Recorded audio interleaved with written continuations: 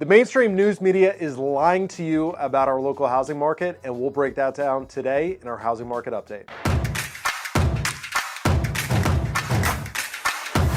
What is going on, party people? My name is Chris Elliott, local realtor with over 550 home sales in Central Virginia since 2013. And if I'm being honest, the mainstream news media is not necessarily lying to you, at least about housing. However, I will say that some of the facts that they are sharing are not necessarily relevant to our local market. So if you've been watching the news, probably been hearing or seeing headlines like this: market crashing before our eyes, buyers are backing out of deals in record numbers. Is the housing market on the verge of a crash? Very sensational. And my favorite, record 700 billion of homes for sale, why the market is still frozen. Now, as there usually is, there is a small grain of truth to these headlines. Let me share some facts with you, and these are about the national housing market, basically the US at large. So far this year, 1/3 of sellers have had to reduce their asking price to sell their homes. 40% of sellers this year have sold for less than their asking price. The days on market has continued to rise since 2022. Inventory has steadily increased since 2021. And if you're hearing all this, you're probably saying, hey Chris, this kind of sounds like bad news bears. This does not sound good. So I would tell you, before you start digging your bunker and buying gold, let me share some factoids with you about our local Central Virginia market. So the amount that Central Virginia home sellers have gotten for their homes have steadily declined over the last 3 years. That has dropped precipitously from 102.3% of their asking prices to a low number of an even 100% of their asking prices that home sellers are getting in Central Virginia. The average days on market has skyrocketed, blown through the roof from 6 days on the market to 7 days on the market on median. And the amount of homes on the market has steadily risen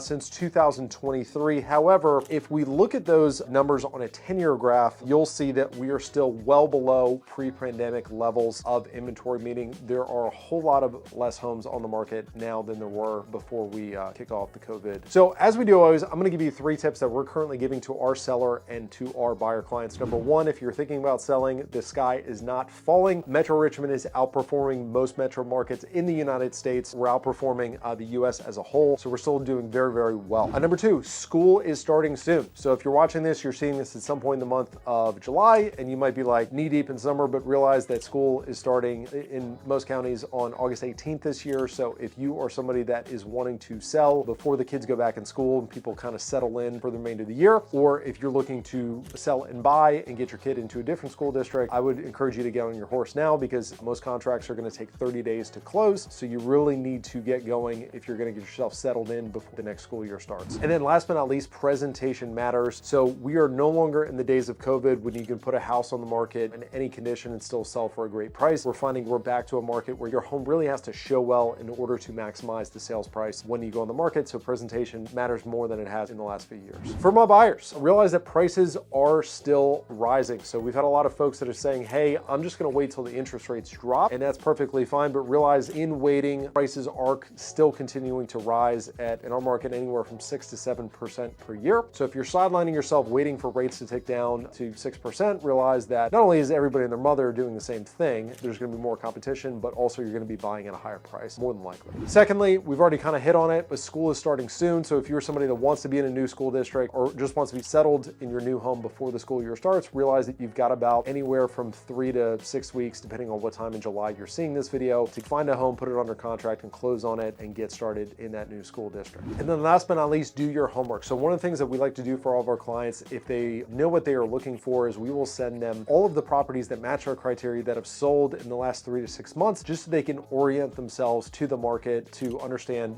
what kind of homes pop up in their price range, the areas that they're looking in, and really understand when that right property pops up. They have the market knowledge, they have the background experience to have the confidence to jump on that property. What we find is most buyers, they have to lose out on a property or two, or have a property or two sell underneath them before they really get into go mode. But if you do that homework ahead of time, you'll have the confidence to jump on a property when it pops up. So guys, that was a short one, but that is your July 2025 market update. If you have any questions, concerns we didn't address, if we could be of service to you in your real estate needs, contact us today, throw a comment below, share this with a friend. Thanks in advance for watching, and we'll see you next month.